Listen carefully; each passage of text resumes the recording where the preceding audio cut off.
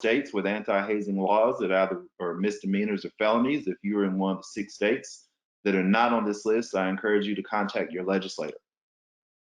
From there, we're going to move right into recommendations and effective practices, and each chapter author will have a substantive conversation about the resources that they provide within the context of their chapter and subculture of hazing.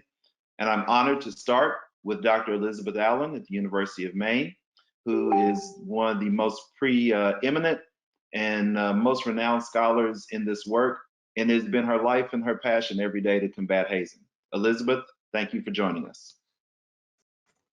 Thank you so much, Jason. Thank you for inviting me to be a part of your edited book and for being a part of the panel today. It's great to be here. Everyone, my name is Elizabeth Allan. As Dr. Meriwhether mentioned, I'm a professor and program coordinator of the Higher Education Master's and Doctoral programs at the University of Maine. I began learning about hazing as a campus professional, working in student activities and fraternity and sorority life. Then after earning my PhD, I developed a research program focused on campus cultures and climates, including student hazing and its prevention. I was the principal investigator for the National Study of College Student Hazing in 2008 with my colleague, Dr. Mary Madden. I've also published extensively on the topic of gender and hazing. And since 2013, I've been immersed in research related to hazing and its prevention, which is the primary focus of my contribution for our panel today. I'm the founder and principal of Stop Hazing Consulting, and I currently direct the Hazing Prevention Consortium, or HPC for short. The HPC is a research to practice initiative under the umbrella of Stop Hazing. And thank you all for taking the time to join us today amidst the many demands and worries we face during this difficult time. I want to just take a moment for a shout out to all the heroes who are out there on the front lines responding to the global pandemic that we're facing. And switching gears to our topic today and the slide you see here, I want to begin by drawing your attention to the hazing prevention framework. This was developed from a 3-year study of 8 universities involved in hazing prevention. The HPF provides a common language and a roadmap for hazing prevention with 8 key components that are all grounded in the principles of hazing prevention and specifically informed by prevention science that is gleaned from research in public health.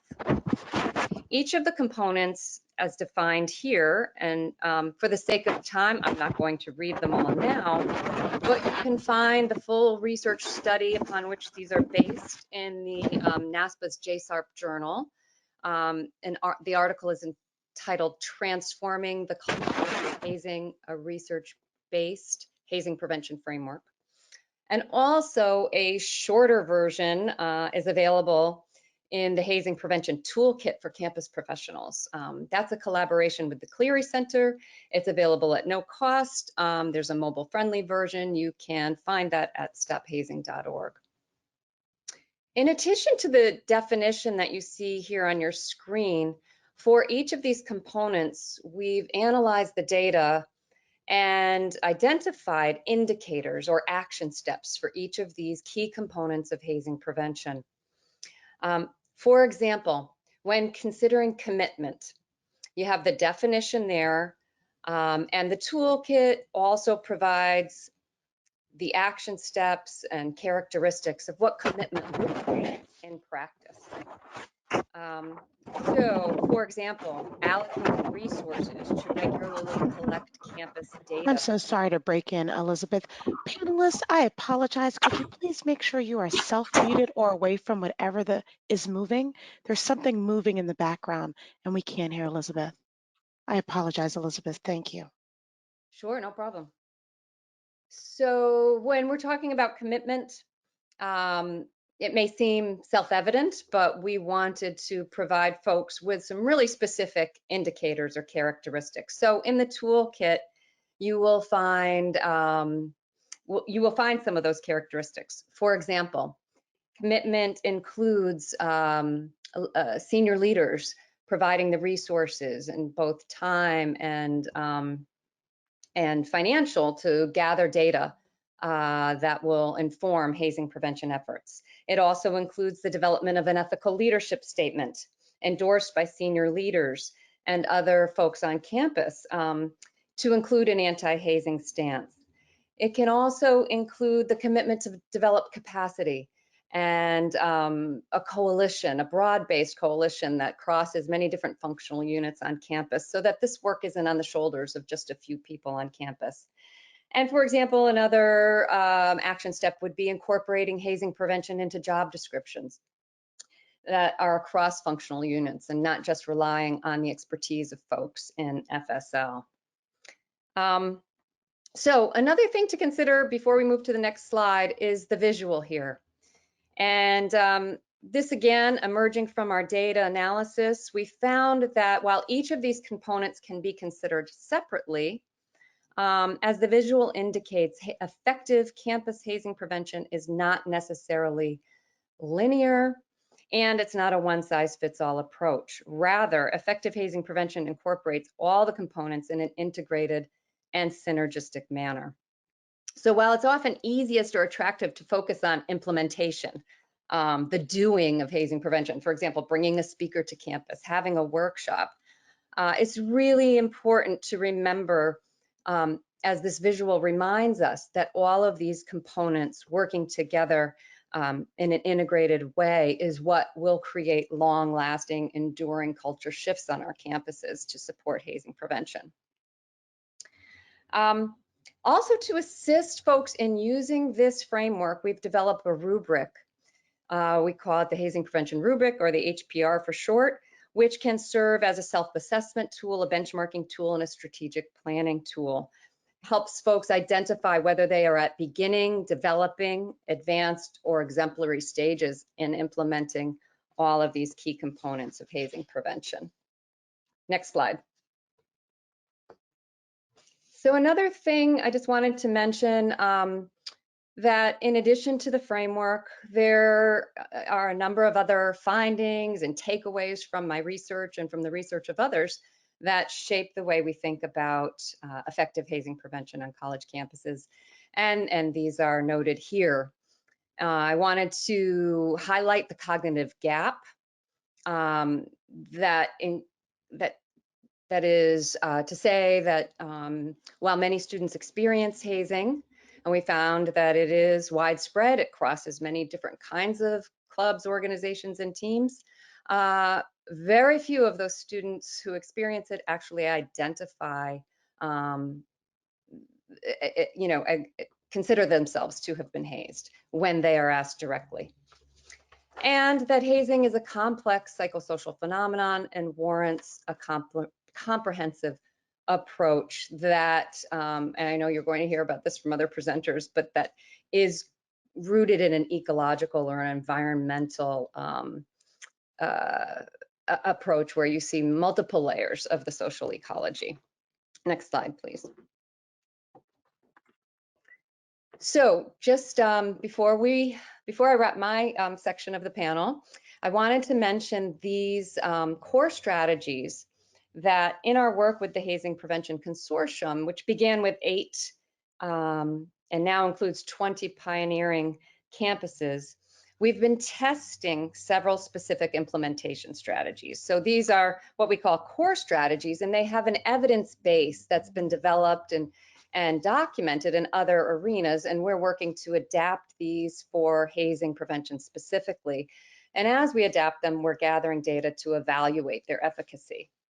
So just to mention some of these that we've been using most pervasively are visible leadership messaging.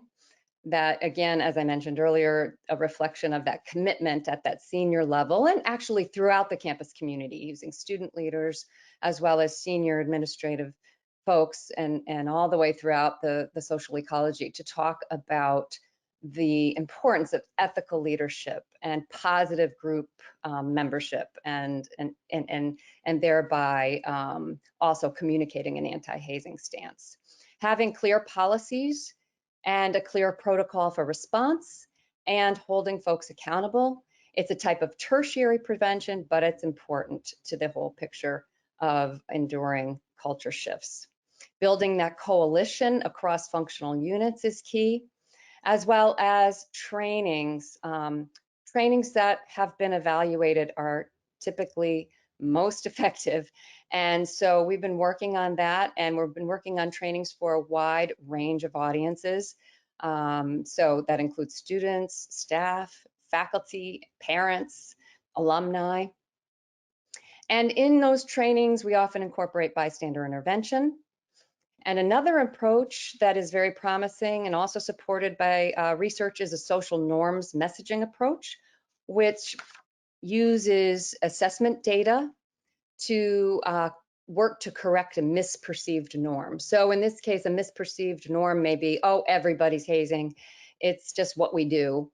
And the assessment data through a survey would show that most students do not agree with that. And so through a poster campaign or a social media campaign, you can correct that misperceived norm. And that helps to shift student attitudes and, we believe, behaviors as well.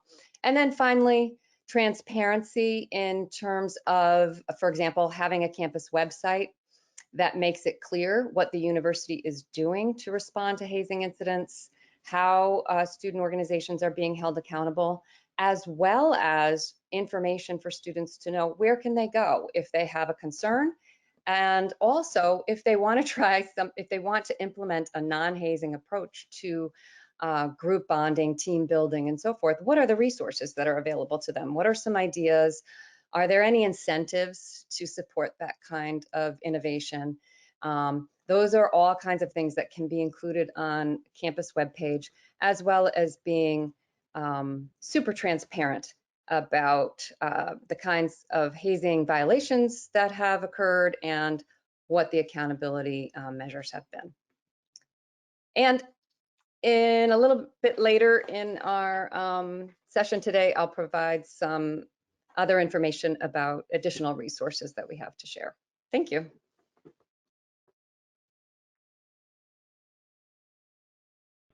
Okay, thank you, Elizabeth. The chapter that I worked on, first of all, my name is Seuth Chaleunphonh. Good afternoon, everybody. I worked on it with a co-author named Mike Allan from Rhode Island College.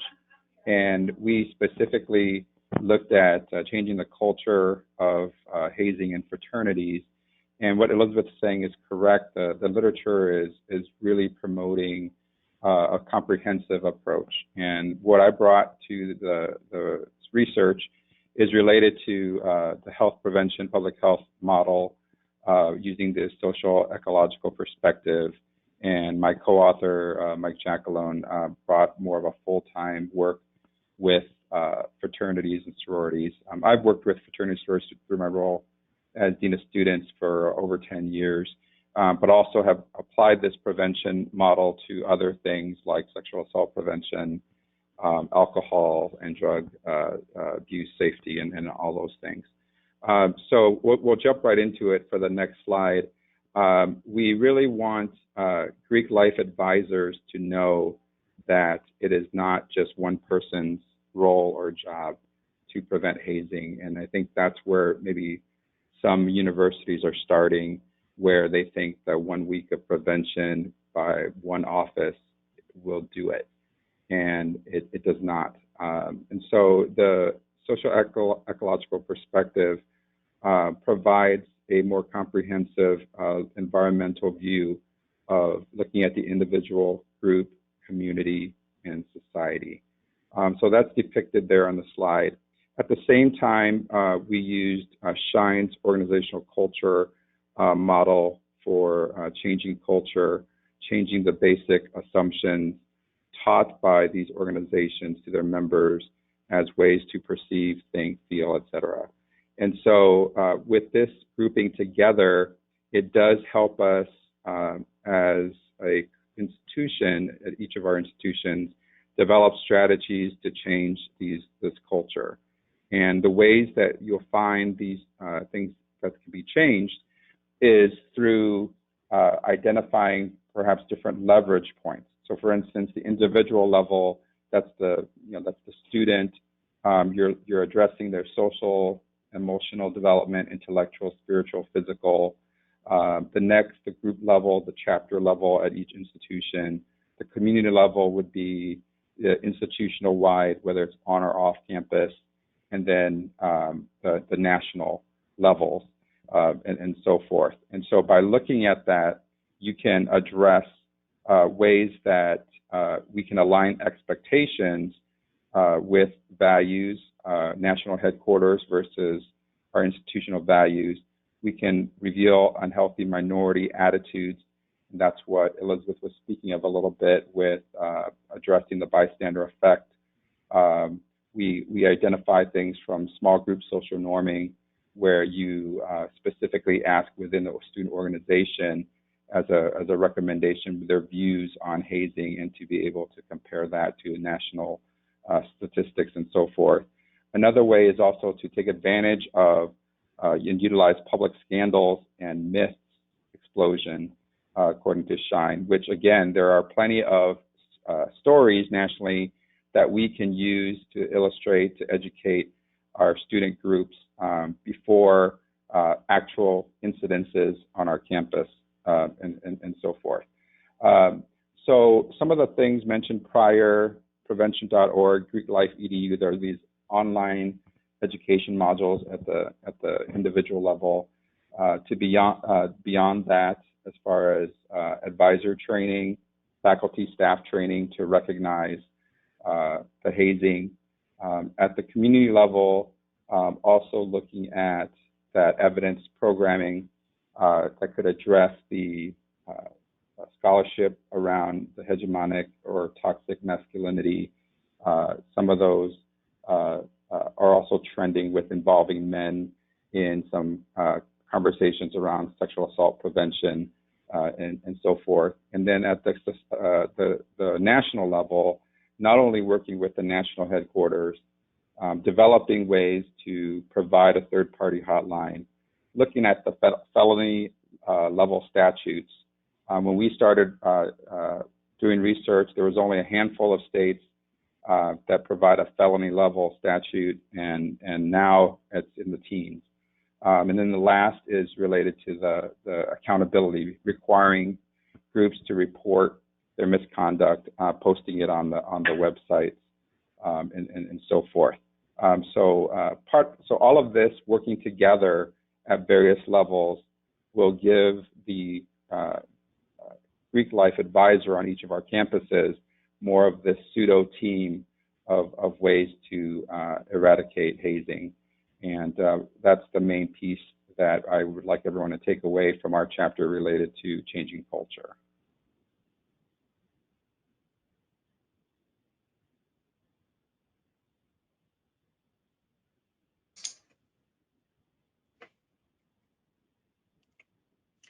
Good afternoon. I'm Danielle Woody, Assistant Director of Student Conduct and Civility Education at Towson University. For the last 10 years, I've either worked in residential life or student conduct.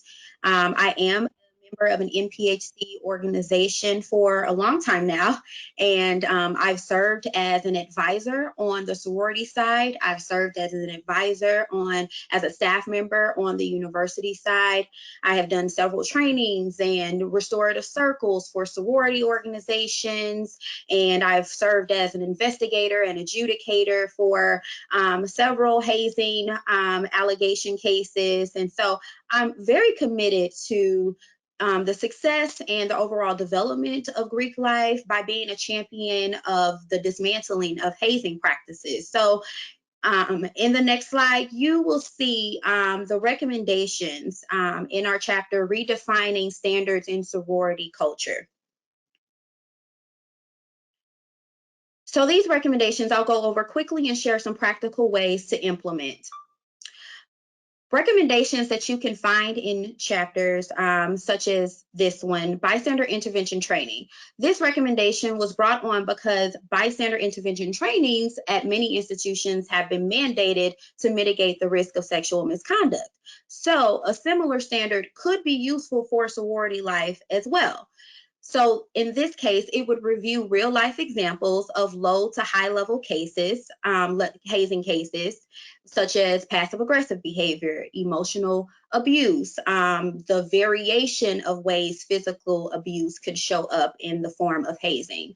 It would also discuss different details of what should be reported and what personality changes should you recognize in others or yourself if you feel someone or yourself has been hazed and things of that nature. So in the chapter, we discuss those things as well as bystander apathy and why individuals step in for emergencies and how a well-crafted bystander intervention training would be impactful for sorority organizations.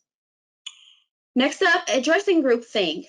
It is an old theory, but it's not an outdated theory. It's very present in our daily lives, especially with the presence of social media. Adolescents tend to care about what their peers think about them, and that impacts their decision making, which plays a role in underground culture of hazing and snitch culture. In the chapter, we go into more detail about the importance of self-authorship and self-definition as they enter or have already entered a space where decisions are largely made as groups, because it's easy to go along with someone else's bad deal when you don't know who you are and what matters to you. Next up, restorative justice / practices. So restorative practices is the practice of building community and repairing harm within that community or group. When used effectively, it can bring about a strong community culture where effective, open, and honest communication is not only welcomed, it's asked for and requested by its students. And I have practiced and seen this work very well at my previous institution as well as my current institution. In the chapter, we discuss how building this type of culture within the sorority groups has been beneficial with the use of talking circles and giving students the opportunity to realize how their actions make people feel and the impact individual actions have on others. Next up, involving parents. Now, this may be an unpopular opinion to some. We are a field that's very student-centered, but in a time where we have not only helicopter parents, but lawnmower parents who want to be involved often and early and overly, this recommendation basically embraces them and arms them with information. In the chapter, we highlight information that can be shared with parents in an effort to make them part of that defense against hazing. And lastly, addressing the high school culture. Obviously, when students enroll at our institutions, this may be the first time that many of them have been away from home, but that doesn't mean that they don't bring baggage with them. And so in our chapter, we highlight the importance of emphasizing the differences between home life, high school life, and college life, and pushing the institutional culture and value system to the students early and often, repeatedly. And so based on these recommendations, on the next slide, I have some suggested practical ways to implement. First up is discussing values, morals, and ethics during workshops or trainings.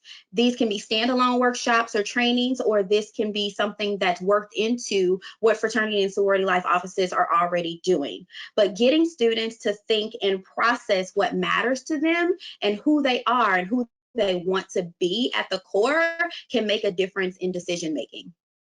Next up, facilitate discussions about the differences and similarities of morals. Once again, could be worked into what groups are already doing, but could also be done as like a fun activity or a group discussion, some type of open dialogue within the group that can be done as a sequential or non-sequential circle, as a way just to get people knowing each other and understanding what each other values and what people's set of morals are. And this could also be set up as a community standards restorative circle somehow that gets the activity to get the group to identify behaviors as a group that they all agree on. And then next up, examine how values, morals, and ethics come into play during the decision-making process. So you've laid the groundwork, you've laid that foundation to help them understand as a person and as an individual and as a group, what they value and what they hold dear to them. So students can then connect what they've learned about themselves and as a group to their overall decision making, making what they believe real life situation consequences and helping them understand the impact of their decisions. This can also be done in role play scenarios, discussions as a chapter advisor, or any other creative way that you can feel like you can work it in. Next, conduct training on how to deal with conflict while combating hazing. Everything in sorority life, from choosing a theme for an event to who gets selected for rush, is about being able to build a consensus, which requires conflict. And so our students have a hard time dealing with conflict at times because we've seen an uptick in verbal and physical assaults in our conduct office, so I know firsthand. So this means that they need those skills, maybe taking a game and making it more difficult by having to agree on what the next move is before moving forward. Escape rooms are popular right now, but they're also a very good way to build communication and consensus building skills. And any type of conflict coaching or training that emphasizes or focuses on managing one's own emotions. And then lastly, leveraging external speakers or advisors who work with the sorority chapters to directly clarify ideal visions for behavior. Take advantage of those relationships that fraternity and sorority life offices have built, and have them think of other people they have connections with, and influencers that can emphasize what the structure and value system of the sorority should be. And if you don't have deep pockets, take a look around and see what other institutions are doing. What have they been trained in? Restorative practices, mediation, intergroup dialogue, and reach out to them, because many of them will collaborate just for the experience and just to expand their own reaches by cross-pollinating. And so if you didn't notice, the central theme is to aid in the ethical and moral development of those students, making things relational and cultural based so that it can be a long-term fix and not a short-term band-aid. And so all of these recommendations can fit the needs of each individual institution, and it's just a block, it's just a stepping stone, but one step is better than no step. And so you can read all about it in the history, theory, and other further into the recommendations in the redefining standards in sorority culture chapter. And that's my time. Thank you.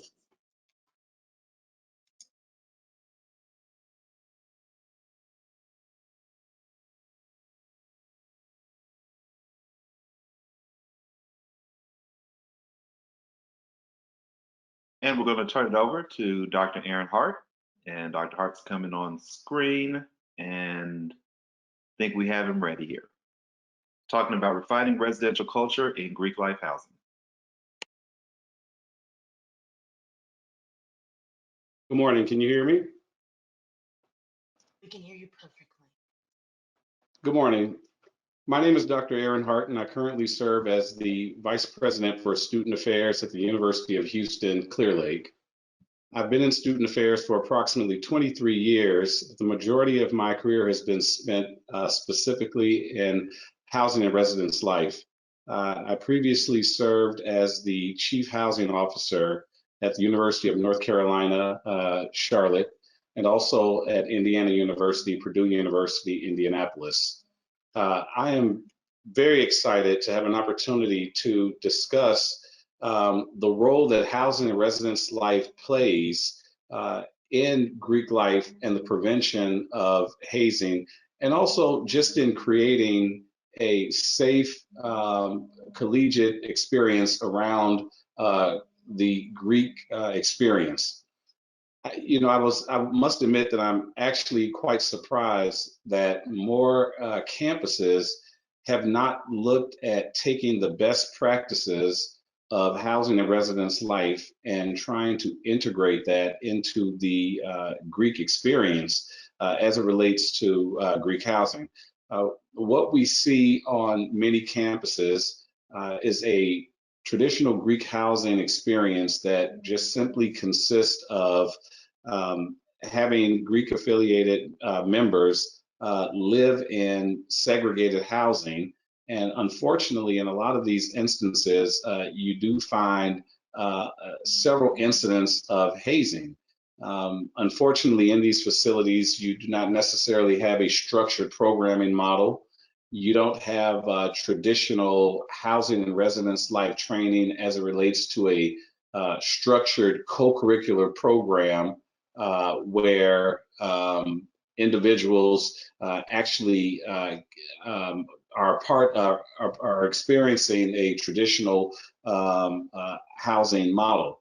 But on a few campuses, this is actually taking place. And what we've seen is an appreciation of the Greek experience, an appreciation of other Greek affiliated organizations other than the one that you actually are a member of. We've seen fewer incidents of hazing, fewer incidents of alcohol use, and a lot of the negative stereotypical activity that comes with Greek life.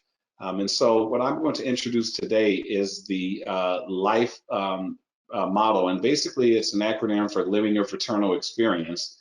And we've taken the research around, what makes Greek life and the Greek experience successful. We've integrated that with successful housing models that are interactive, and you're going to hear me talk a little bit about the difference between a traditional model and an interactive model. But we've taken the best research and experience and combined them to create a hybrid approach that truly benefits those who reside in Greek affiliated housing. So if you look at the model, we have four pillars, core areas around community, organization, responsibility, and education. I will give a brief snippet of what the importance of these various pillars. So let's look at community. And so obviously it may look like buzzwords. We see inclusiveness, diversity awareness, philanthropy, and community service.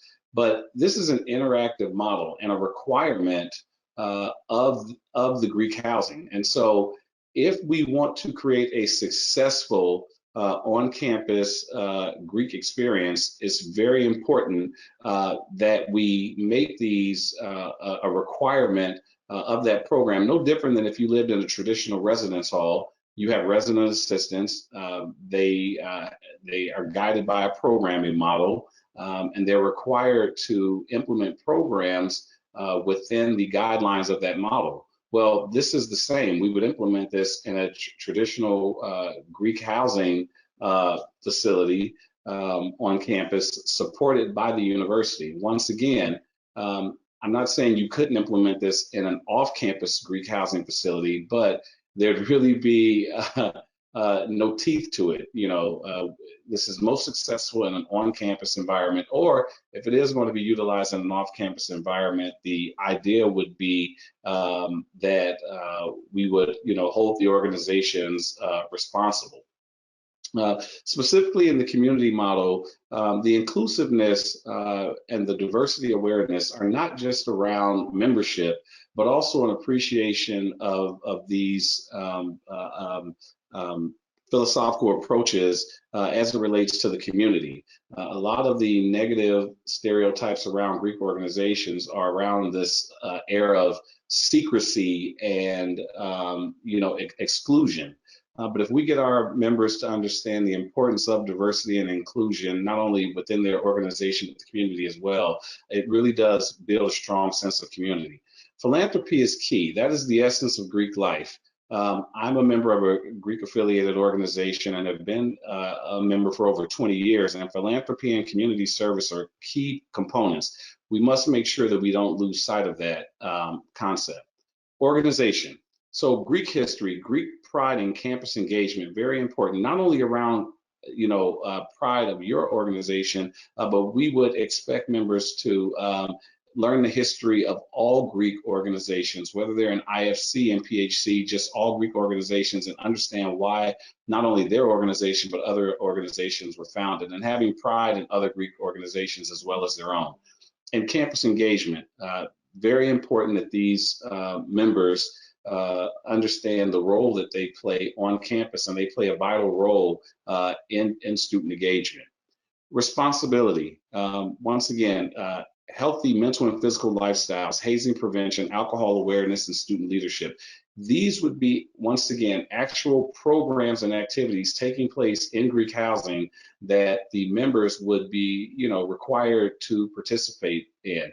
One thing we know is it's hard to get individuals to programs and activities, but even if you get them there and they may not necessarily be paying attention, or actively participating. And I can assure you, just by being there and learning through osmosis is better than not having the program at all.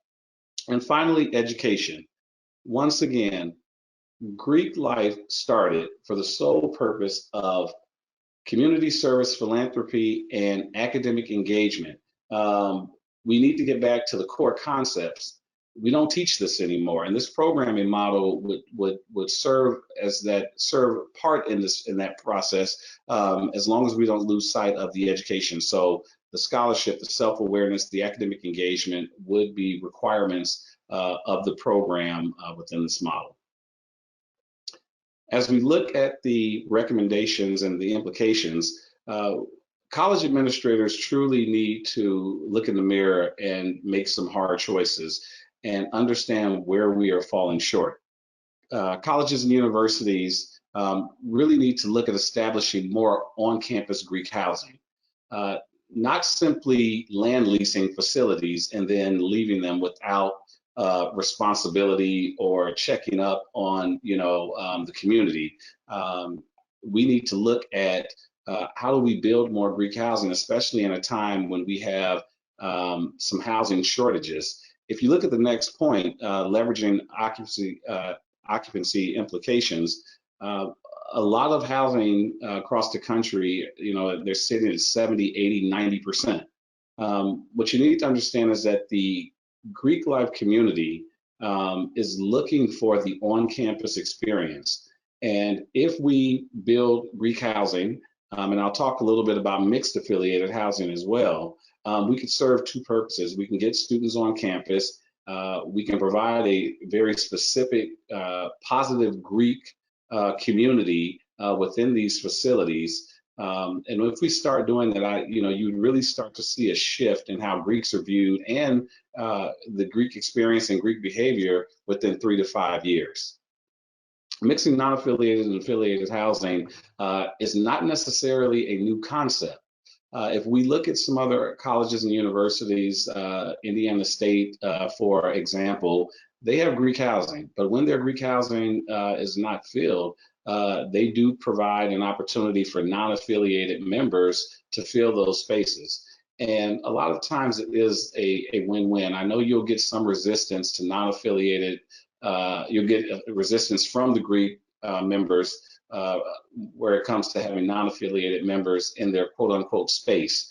But after a while, you do tend to find an appreciation on both sides, from the affiliated members appreciating the non-affiliated members and vice versa.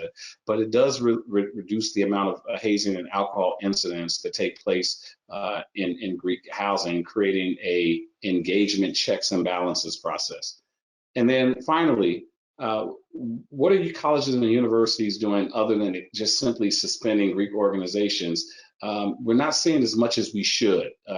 Colleges and universities should really have their own individual task force consisting of leadership across the university to look at not only the Greek experience, but look at Greek opportunities, Greek affiliated opportunities, and to get back once again to the basics of what it means to be a member of a fraternity and a fraternity and sorority.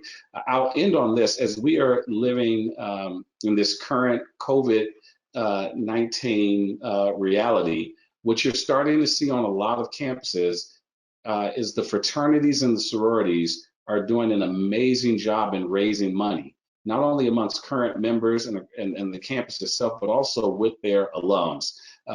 There's true value in creating safe, positive spaces for our Greek community. And I really think it starts with on-campus Greek housing. Thank you.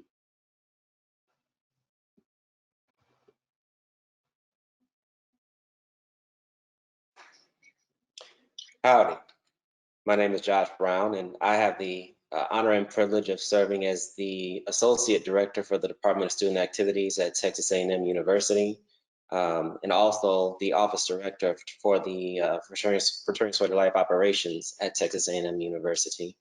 Been working in student development for a little over 14 years, student affairs the last 9, and Most recently, 7 of the 9 spent directly in fraternity and sorority life at the University of South Florida. Go Bulls, if there's any on the line right now.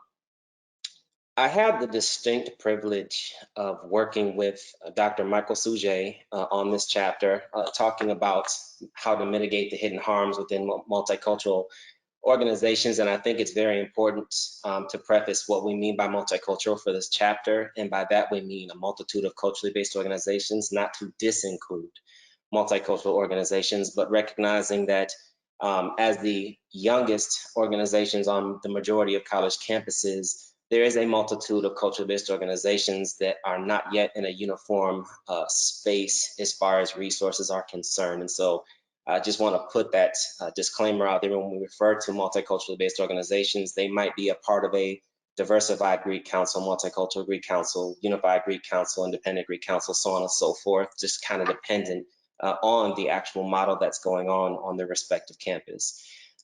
Spending time at the University of South Florida gave me some perspective that I think really served as an entrance cadence to this chapter for Dr. Sujet and I. Most specifically because the University of South Florida is a very diverse campus and actually has the largest multicultural Greek council or community in the state of Florida. And so I just want to be able to provide some of that framework as an understanding as to where we kind of took the trajectory as we move forward into some of the implementation or impacts, implications and recommendations, excuse me. And so if I can have the next slide, please. Thank you.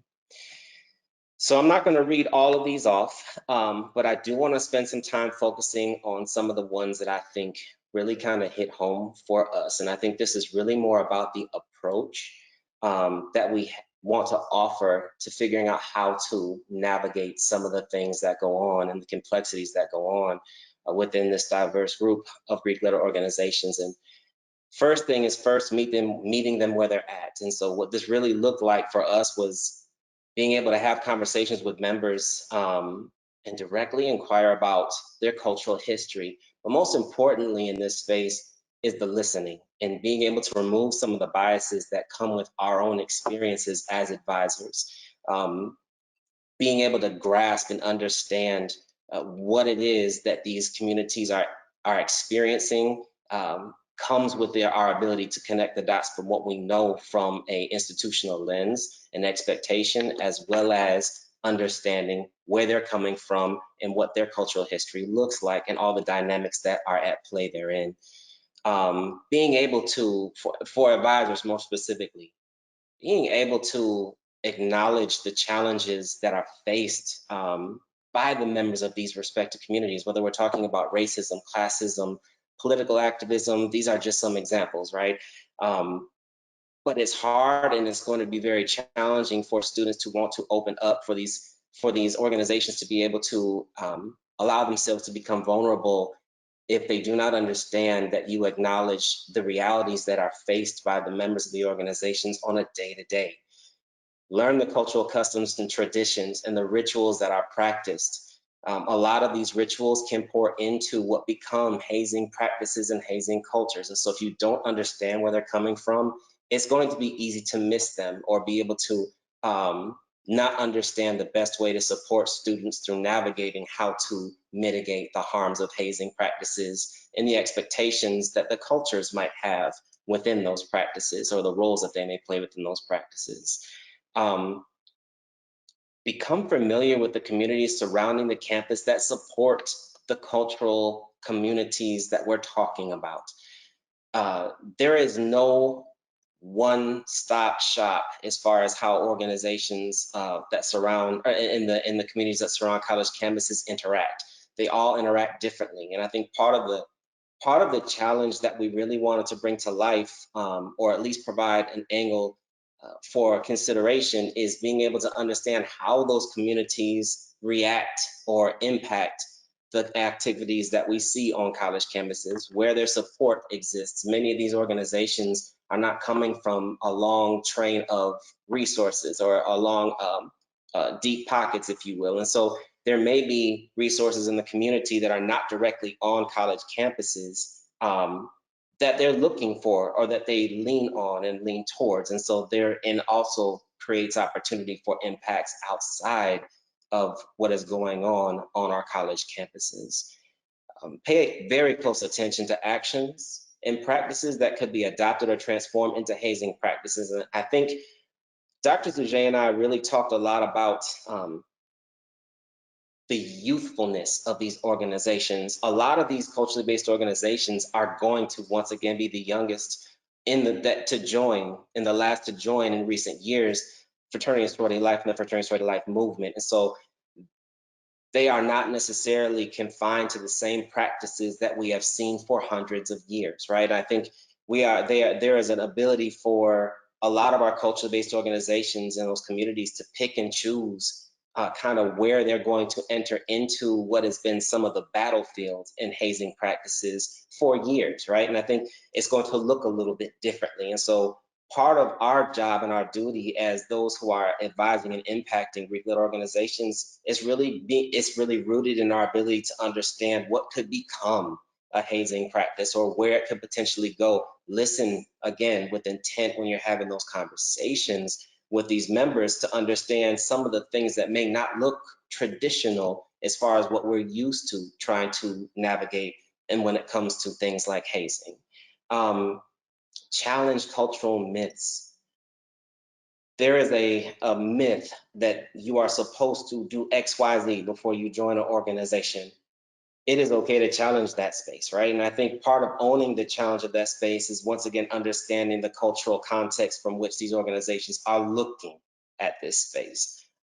So recognize what challenging those myths could look like, because it will look very different to a Asian interest organization than it will a Latinx-based or a Latinx interest organization or a multicultural-based organization, right? There is an approach that you cannot use that is for each one. Each one will require its own identity and its own approach, rightfully so. And I think it is our job, if we really want to serve them on campuses, to be able to acknowledge what that looks like and bring life to it. Going ahead and give me the next slide, please. All this plays directly into cultural competency and understanding how the role that cultural competency plays in communication. Recognize meeting students where they're at requires an ability to communicate effectively and efficiently. Part of that communication may have differences in just linguistics alone, but culture plays a large role in how we actually communicate with one another, how students are receptive to the information, the guidelines, policies, practices of institutions. We need to make sure that we are understanding how to be competent outside of our own cultures in order for students to adhere and student organizations to be willing to understand, listen, and take those mitigating steps that we want to see implemented. Once again, those cultural influencers, they're playing a significant role. But I think one thing I do want to call attention to, and in our chapter, we talked about some of the alignment between and the similarities of MPHC organizations and some of the CBFO culture, culturally based organization, fraternal organization culture. But I also want to call attention to the fact that not every MGC organization or multiculturally based organization is going to assimilate to the same communities. Some may assimilate or adopt practices that look or appear similar to that of IFC or MPC or MPHC. It kind of just depends. There is not a uniform approach. And I think part of where my passion has lied with multicultural Greek-led organizations is the fact that they are so unique in their youthfulness, and they are so unique in their ability, in the malleability, I think, therein, because they are not yet plagued with so many years of tradition and practice. They still have the ability to get it right. And I think I offer challenge to all practitioners or all stakeholders in the FSL and the success of the fraternal movement to understand that we have a direct responsibility to making sure that these organizations are successful. We need not wait until they become a squeaky wheel that needs grease. We give a lot of our time and resources and attention I'm gonna go on to a little bit of a tangent here, if you will, and I'll get off my box. But we spent a lot of time, I think, pouring into the communities who have been high risk for a very long time. And I think we need to take a moment and recognize that we need not let the youthful or the younger organizations reach that point before we start to shed light on, pour resources into, make accommodations for focusing on how to navigate, how to help these organizations. But I'm gonna digress and go back to my point of making sure that we understand that they will not always look the same.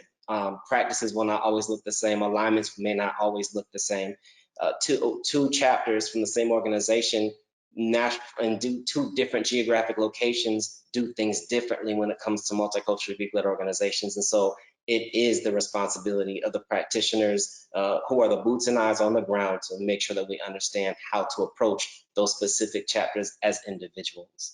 And I think the last thing I want to touch on before I turn it over is going to be understanding that there are various levels of support for multicultural organizations nationally. A lot of headquarters staff are on a volunteer basis, and I think we tend to lean on our headquarters staff a little more heavily than potentially they are set up to be able to accommodate.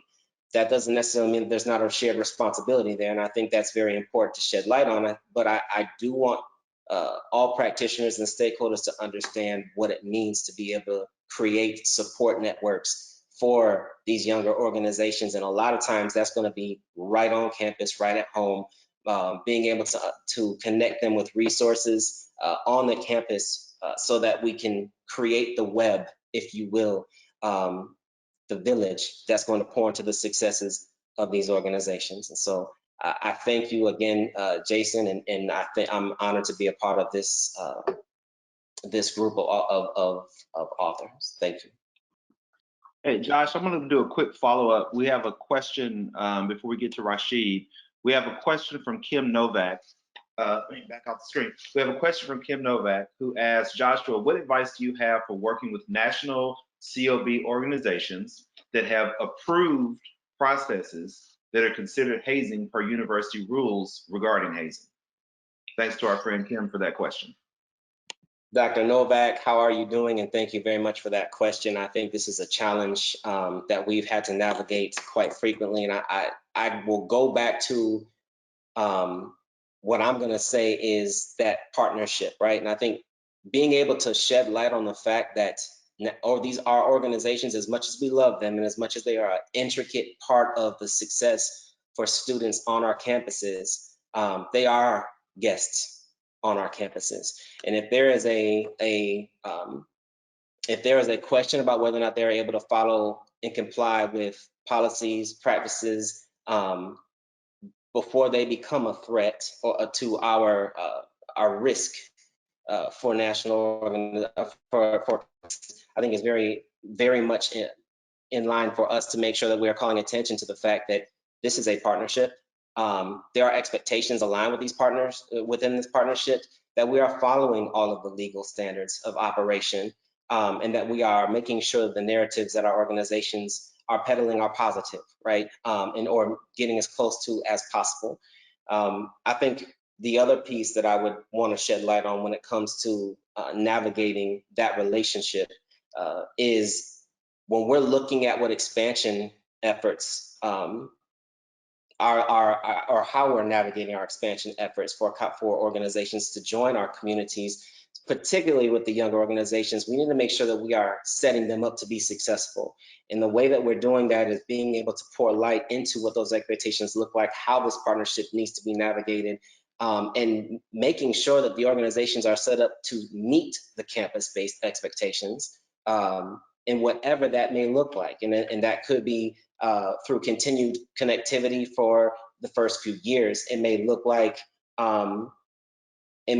some more direct boots on the ground coming to campuses if at all possible. But I really do think that we lean heavily on the partnership in order for us to be successful in navigating both the practices that they want to bring to campus, as well as our expectations for them not to exist. Thanks for that, Josh. We're going to turn it over to Rasheed Ali Cromwell, and then I'm going to wrap us up and get us out of here. We're a couple minutes over time, but we're going to get Rasheed's content in because it's really critical, and then I'll get us wrapped up. Thank you, Rasheed. Let's roll. Thank you, Jason and Joshua. Hello, everyone. I appreciate the opportunity of being here. My name is Rasheed Ali Cromwell. I serve as president of the Harbor Institute. We're an educational consulting firm based out of Washington, D.C. We spend a lot of time developing resources and materials for not just campuses, but regional, national, fraternal organizations, as well as professional associations around several different topical areas. One being, of course, hazing prevention and intervention. I am a member of an NPHC organization, and one of the reasons I decided to write this chapter was because of some of my experiences that happened in the work that I currently am involved in. And so I co-authored this with Emily Poulouan, who was the former CEO of hazingprevention.org. And we have a very good relationship with regard to supporting them when people reach out and looking for resources and things of that nature. In Florida A&M, the Robert Champion death, we had the opportunity to actually work on the campus after that with regard to some developmental work. And it was a very high profile case. The case was very personal to me. I actually joined my fraternity at a HBCU. I marched in the band at a HBCU. And it was very interesting to see the impact that the students and campus-based administrators had on the perspective that this story kind of took from a national level. And so for those of you who may not be that familiar with the story, it was a very high profile incident in the state of Florida. Of course, Florida having issues and challenges at that level with regard to hazing. It was on the front page of the USA Today 3 different times. It was on the national news. And so Emily and I decided to, that's the point, kind of the catalyst that really started having me think about, well, what is this impact really doing on our students, on our members, on our campus-based professionals, and what can we do to really change that? And I think the first part, as the slide shows here, is really in this hazing prevention cycle. You've seen several different models today. This is a great way to kind of frame and contextualize what this problem is and what we're dealing with. But when you look at that top part of the cycle, awareness, oftentimes when we're talking about addressing an issue, it starts with this step. How many people are aware? What do they know? How do they get that information? And so when we talk about the national narrative, we're talking about a media, but we're talking about TV, radio, print, digital. What does that impact have on really creating and shaping what this issue looks like? And even when you think about the socio-ecological model that was brought up earlier, in that outside layer, kind of that national layer, not just with the organizations, you start to see kind of that impact. And it's important because, social norms are really driven by how we perceive behavior, what we think is right or wrong. And the media really influences that coverage on public perception and what that's like with regard to these issues. In the chapter, we looked at some of the data to actually measure in media the frequency of how much hazing has become more in the news in measuring the awareness of what people think about this issue. And through that frequency, we could see through the data the last 10 years that people are more aware of this issue.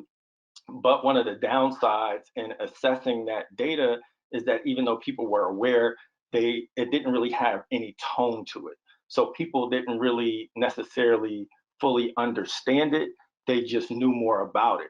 And so thinking about that as it relates to how we advocate through public policy, how it shapes those things, it's very important in how we really frame the issue. When you see these high profile incidents, it's kind of all or nothing. life or death.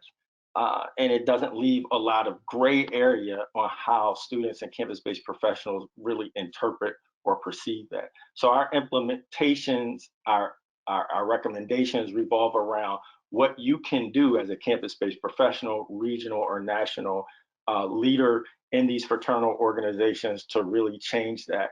And the first two really is about partnerships, incorporating the others, having these alumni that are kind of out there, possibly sending mixed messages about hazing and the value that it relates to it, and making sure that we somehow incorporate them after kind of vetting them kind of in a restorative justice way to really change the messaging, and utilizing that social connection that they have with members to be able to positively influence them to think in a different way and how they frame what this issue is.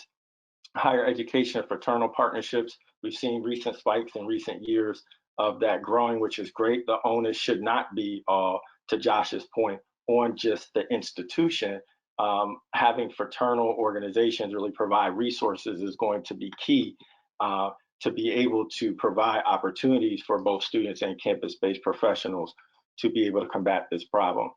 Danielle mentioned this about parent advocacy, and I think this is very important. We all know about PUSH, which is a group, a coalition of parents who unfortunately have lost their children as it relates to hazing. In February 2018, this was kind of the first formalized way that they got together and really started utilizing their advocacy. But I think for takeaway and implementation, especially at the campus level, it's going to be very important to incorporate parents and utilizing them to translate some of the experiences for their children and what the challenges and issues were that they were dealing with just through their membership process. And so I think kind of taking a spin off of that is really important, as well as the movies and messaging, and the last two kind of taking more of a collective ownership with the institution and with the chapter responsibility and creating resources such as YouTube videos, such as institutional diversification, so it's not siloed, and that we have different departments working on a whole comprehensive approach to hazing prevention to be able to counter that national narrative. I know we're running out of time, so I'm going to turn that back over to Jason for the final part of the program. Thank you. So I really appreciate everyone who's hung with us. I know we run over a little bit. We have a lot of content to try to push through in our hour. I'm going to skip over my session just to get to a couple things I want to share with you.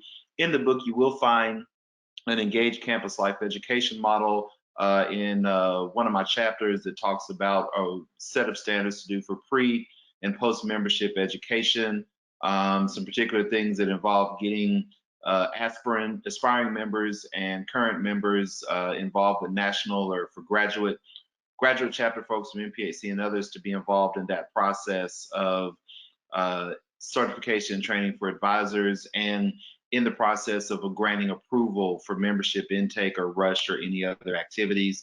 And then, like many of my colleagues who focus on bystander intervention, and it really all comes down to what we talk about being a life versus tradition paradigm, and really making the argument of these traditions that we're trying to uphold really worth putting the lives of our potential members at risk. Also, as Elizabeth mentioned earlier, Dr. Allan mentioned earlier, we have the Stop Hazing resources. I encourage you to visit stophazing.org to learn about those resources. I also always advocate check out some of the resources from hazingprevention.org. They spill over into athletics with a new coach's guide to prevent hazing, and then they have college and high school resource guides, which align with a number of the recommendations that we've talked about. With that in mind, I'm going to move us into our thank you slide.